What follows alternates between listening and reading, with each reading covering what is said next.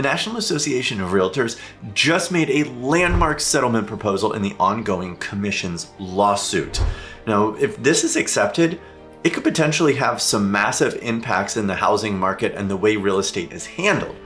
But I want to talk about what it actually means for us here in Charleston and the state of South Carolina. So that's what we're going to talk about today. Welcome back, everybody. If you're new here, I am Bill Olson, your favorite YouTubing Charleston realtor, and I make videos just like this for people just like you. So if you like this sort of thing, go ahead and subscribe, like this video, and share it with your friends. Now, I want to start off by saying something.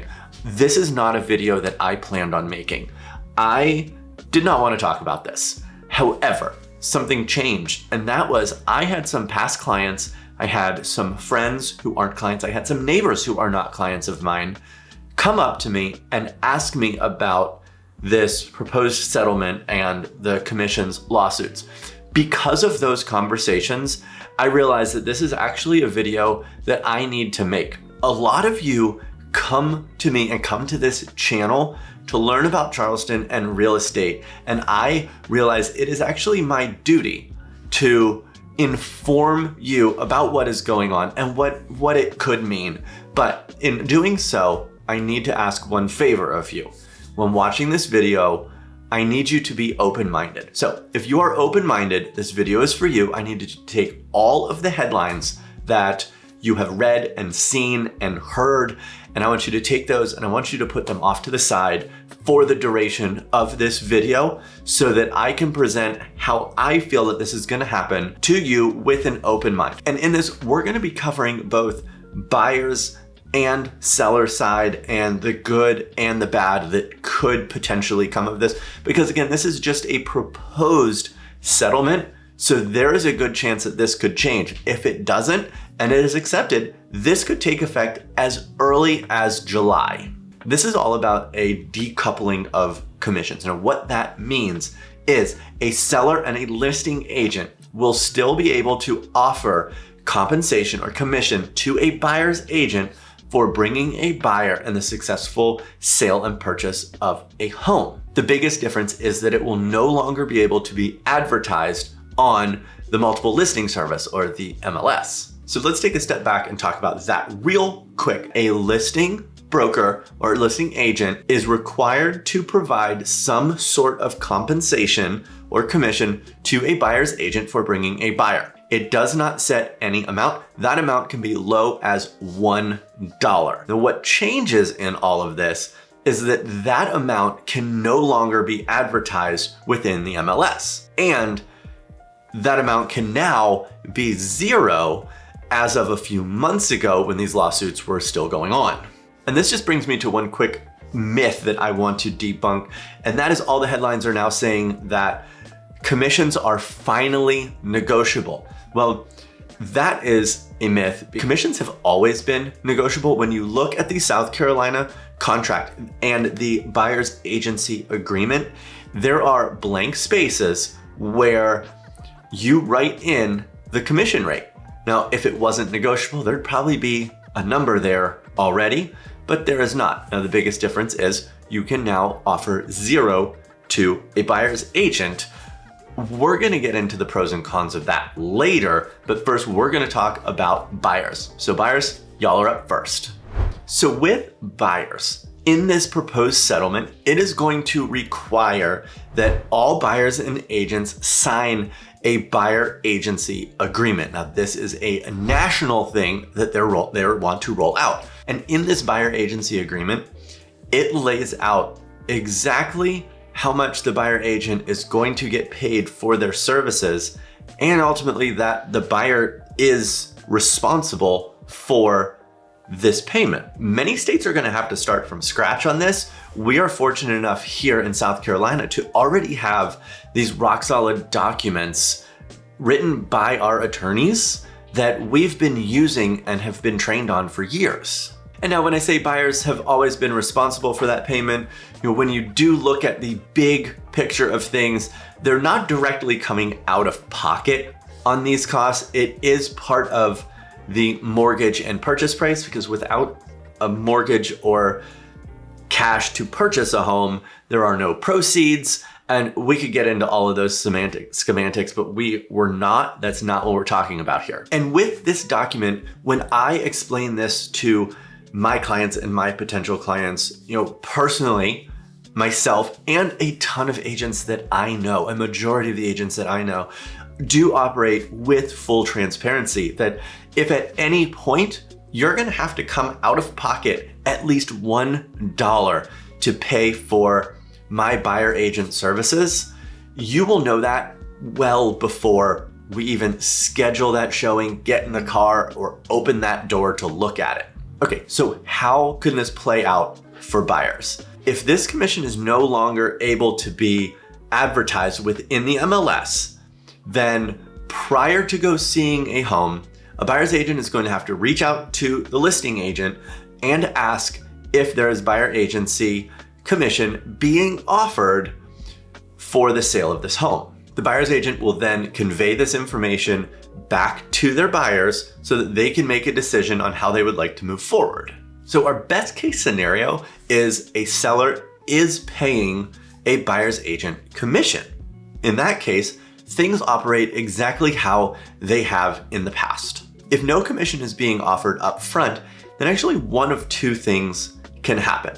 The first is you go to see the home, the buyer likes it, then within the negotiations of the price and the terms, the buyer's agent would then work to negotiate the commission into the closing costs so that his buyer does not have to come out of pocket any money at closing to pay for his services.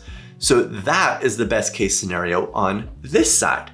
But now let's say that the seller is adamant about not paying a penny towards that. Now, what happens to this buyer? Well, first, that buyer is going to have to come out of pocket if they want representation. And we're going to get into non-representation after this. But there are two groups of people here that I think could potentially and will be royally screwed in all of this. And these are going to be most of your first-time home buyers and your VA veteran purchasers. Now, with those first-time home buyers, most of these people have saved for a long time for a down payment and any closing costs in order to purchase a home.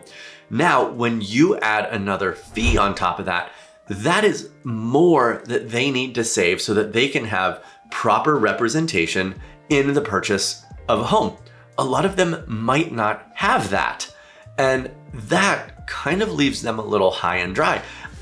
This is a service. What I do is a service. It is not required. So yes, they can go and do it on their own, but if they've never done it and they don't know what they're doing, they might not feel comfortable doing so. So in that effect, they would need the seller or the listing agent to compensate the buyer's agent out of the proceeds from the sale of the home. But then if they do have the money to cover the commission for their buyer's agent, then if they're okay with moving forward, they've signed that buyer's agency agreement, then that is how that will play out. And everyone gets equal representation. Okay, so those are buyers that can't or might not be able to afford the services.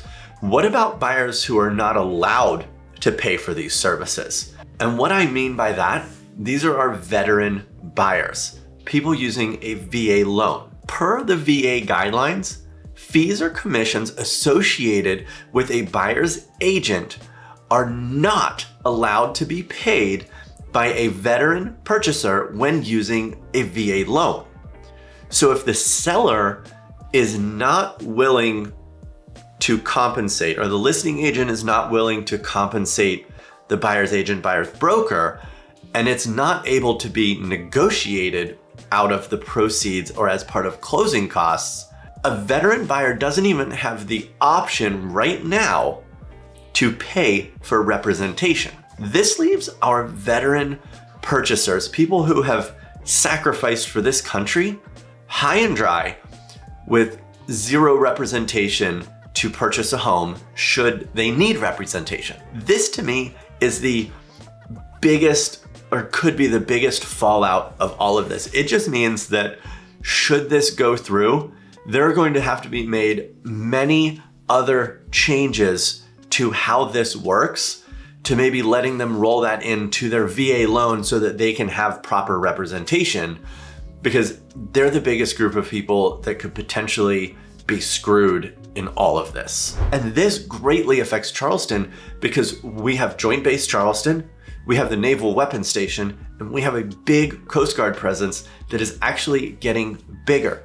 I have dozens and dozens of clients who are in the military that this would have greatly affected their ability to purchase, and they wouldn't have had representation if they did want to buy, and probably would have gotten screwed in that process.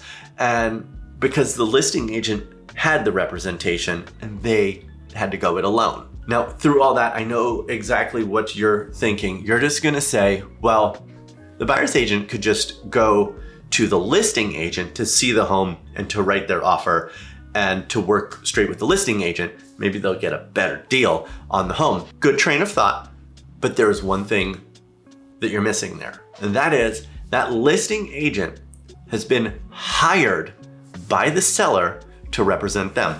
That listing agent has been hired by the seller to secure them the best price and the best terms. That listing agent has been hired by the seller to manipulate any buyer, especially if they don't have representation, to pay more for the house.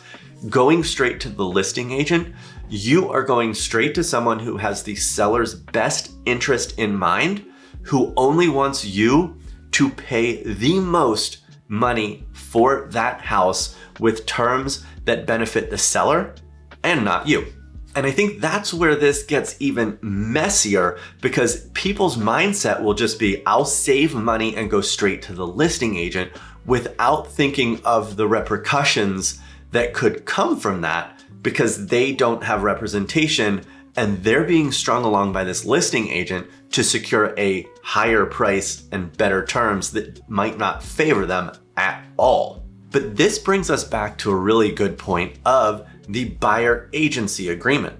Now, if you do call the listing agent, it could be required that that listing agent sign a buyer agency agreement with you prior to showing that home. Now, this listing agent has been hired by the seller and the buyer, which creates dual agency. Now, the listing agent has no fiduciary duty to anyone and would just act as a transactional broker and basically not have to represent either party or advise either party against each other.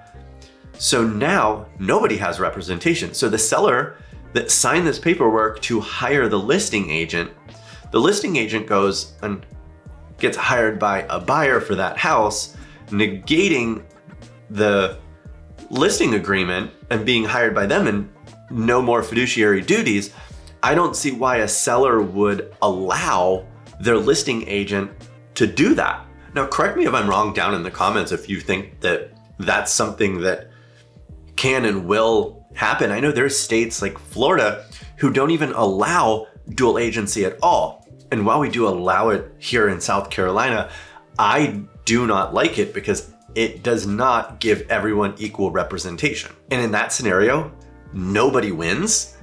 Yeah, the listing agent is making the money, but they're also taking on a lot of risk, because if they slip up and accidentally advise one party against the other, knowing what they know, then they can be in a lot of trouble and they're probably going to get taken to court. And now this takes us over to the seller side. Now, the big thing here that everyone is saying is commissions are finally negotiable. Well, like I said earlier, commissions have always been negotiable. There is a blank in the listing agreement in South Carolina that states how much the listing agent is getting paid. And there's also a blank in there saying how much of that the listing agent is offering to a buyer's agent. It is written black and white in the contract for sellers to read. But with these changes, there's a few scenarios that can now happen. We're gonna look on the other side of what we just talked about with the buyers. On the surface, what people are seeing is sellers don't have to pay buyer's agents commissions, therefore they're gonna pocket more money and be happier and move along. Less commissions, more money in the seller's pocket. Like, anyone who has done elementary math can understand that. but it gets a little deeper than that. Let's say you're a seller and you're sitting down with your agent to get ready to list your home and sign the paperwork. And you say to your listing agent, I don't want you to offer any of your commission over to the buyer's agent and buyer's broker. So we put a 0 in that. That is perfectly allowed.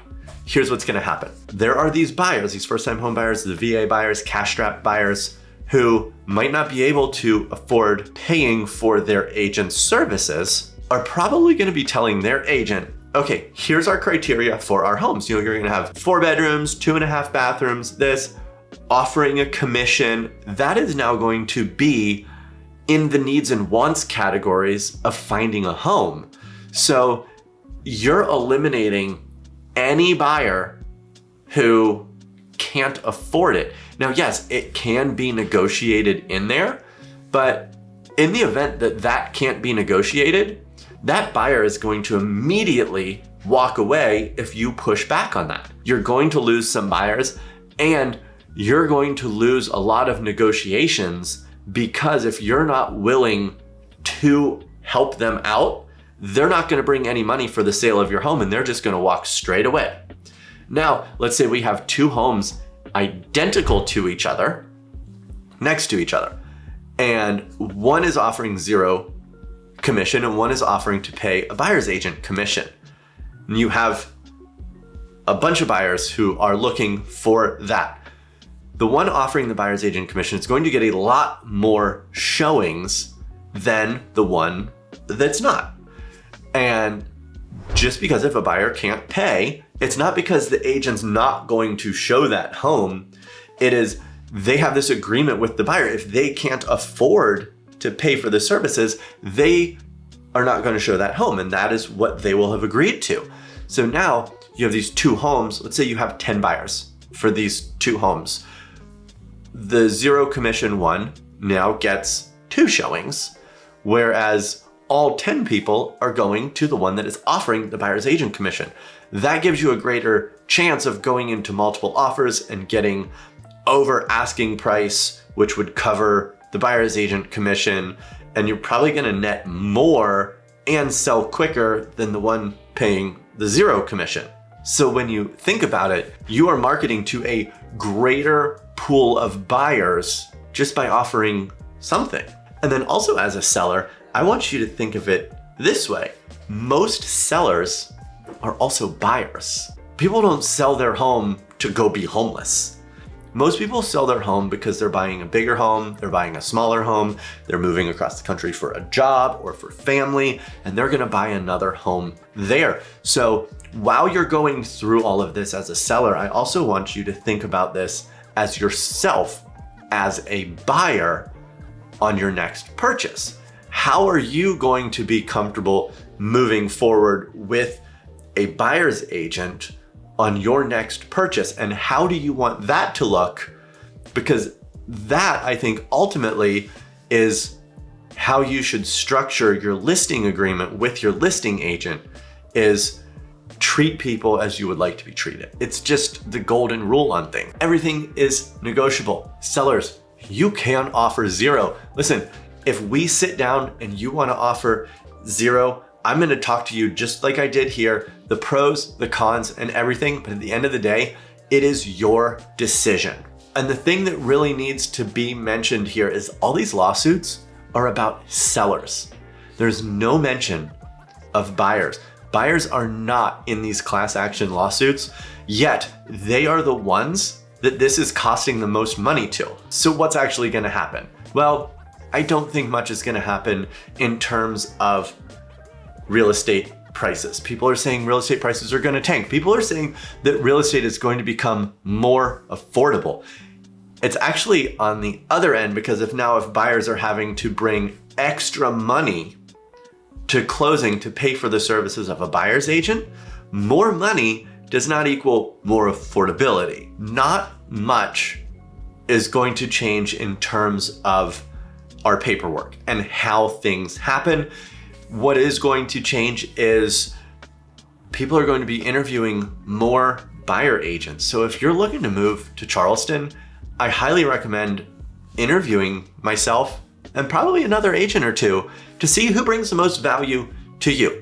Every agent is gonna bring different value to different groups of people. I just wanna make sure that everyone has proper representation and you are getting what you need and the value that you need.